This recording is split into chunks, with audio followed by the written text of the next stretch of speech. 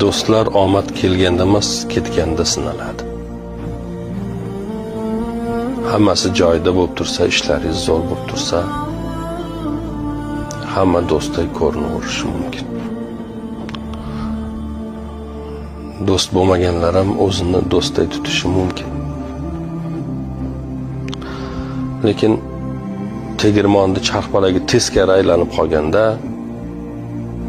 sizga kelgan omadlar ketganda, boshingizga bir balo kelganda, bir tashvish kelganda, bir sinov kelganda, keyin boyagi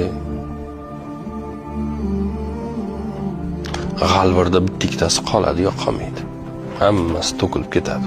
Ranjimaslik kerak. Shunday bo'lgan bo'lsa, shunday bo'lsa, kelajakda ranjimaslik kerak. Alhamdulillah deyish kerak. Alloh shunday yaxshi va yomonni ajratib olish uchun bizni hayotimizda ana shunday bir sinovlarni yuborgan uchun shukr qilishimiz kerak.